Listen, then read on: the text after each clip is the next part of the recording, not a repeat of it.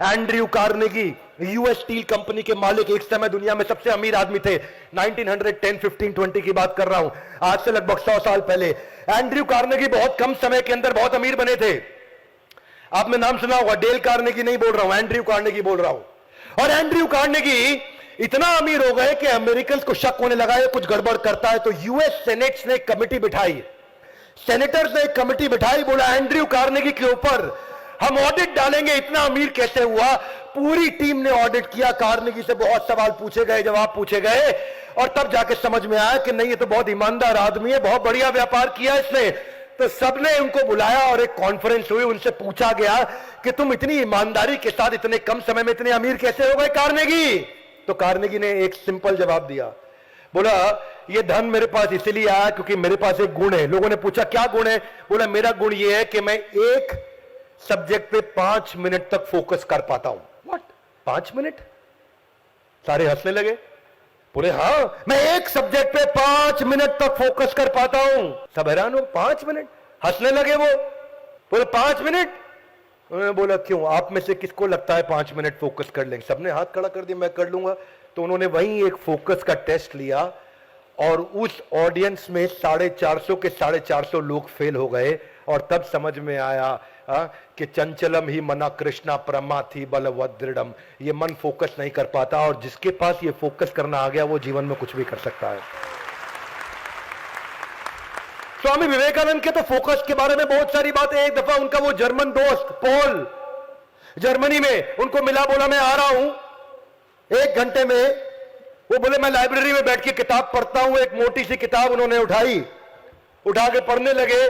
Paul आधे घंटे में ही लौट के आ गए बीच में। तो उन्होंने कहा भाई मैं आधे घंटे में ही आ गया, मिल लेता हूं। जब स्वामी विवेकानंद के बाजू में आके खड़े हो गए, विवेकानंद पढ़ते रहे पढ़ते रहे पढ़ते रहे पढ़ते रहे पढ़ते रहे, और आधा घंटा बीता। उन्होंने किताब पूरी पढ़ डाली, बंद करी, तो पॉल की तरफ देखा, बोला आई एम रियली सॉरी, आप कब से खड़े? बोला आधे घंटे से खड़ा हूं। बोला आपने कहा था 1 घंटे में आएंगे। बोला मैं जल्दी आ गया आपसे मिलने के लिए, लेकिन मैं आपकी सॉरी में विश्वास नहीं रखता, आपने मुझको इग्नोर किया। बोला नहीं सॉरी सिंसियरली, मैंने देखा नहीं आपको। बोला I don't believe your sorry. बोला okay if you don't believe my sorry. मैं ध्यान से पढ़ रहा था, ये लोग किताब कोई भी पेज खोल के कुछ भी पूछो। उन्होंने पेज नंबर 212 खोला और पूछा, तो उन्होंने बताया कि ये पेज नंबर 211 में ये है, 12 से आपने खोला है, और उसके बाद 13 में ये मिलेगा। तो वो हैरान हो गए। तो उन्होंने कहा कि not only you focused and completed your book, you also learned everything. जीवन में जो भी व्यक्ति फोकस बिल्ड करना सीख गया ना, सबसे महत्वपूर्ण है एकाग्रता। ये एफिशिएंसी का सबसे बड़ा टूल है। ये एक आपको एक आदमी के बारे में बताता हूं, इंडियन लेजेंडरी पर्सनालिटी है ये एक बार ब्रिटेन में ट्रेन में जा रहे थे, लोकल ट्रेन में। तो बहुत से ब्रिटिशर्स बैठे थे, बहुत साल पुरानी बात है। तो सारे अंग्रेज इंडियंस का मजाक उड़ा रहे थे, उस इंडियन का, उस नौजवान का।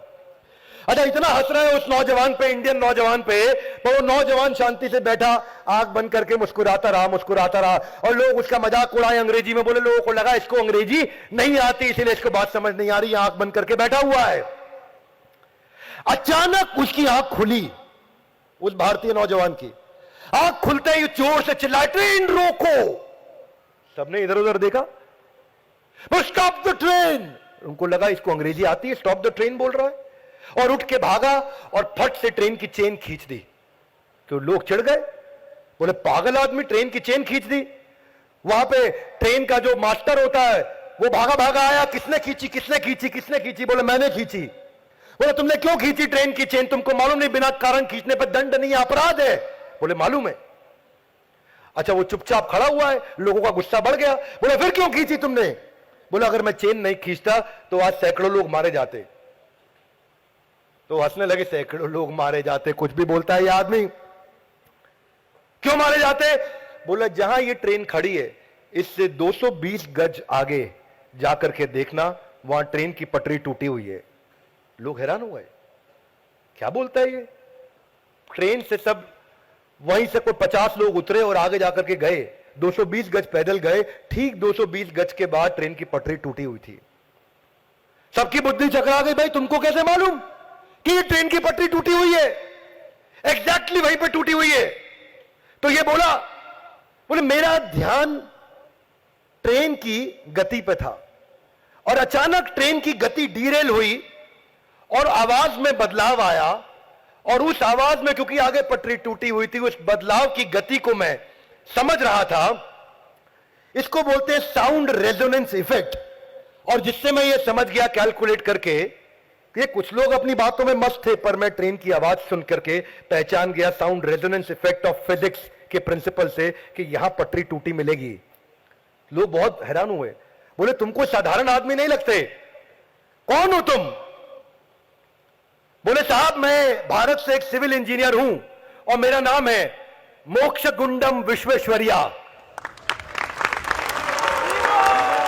और मोक्षगुंडम विश्वेश्वरैया कौन थे ये? इन्होंने पहली बार भारत के अंदर डैम भी बनाए थे, इन्होंने पहली बार भारत के अंदर, ये भारत रत्न अवार्डी हैं, और इन्होंने flood protection system, block system, dam के सिस्टम सारे देश में डेवलप किए थे। ये सारी असाधारण क्वालिटीज देने के लिए ही भगवत गीता हमारे को भगवान ने हमारे हाथ में दी है। इसलिए मैं बोलता हूं, दुनिया में जो व्यक्ति भगवत गीता पढ़ लेता है उसको उसके बाद कोई किताब पढ़ने की जरूरत नहीं है। और यही है भगवत गीता के आज के श्लोक का principle, Gita in action. Give me your hands out everybody guys, come on, Gita in action.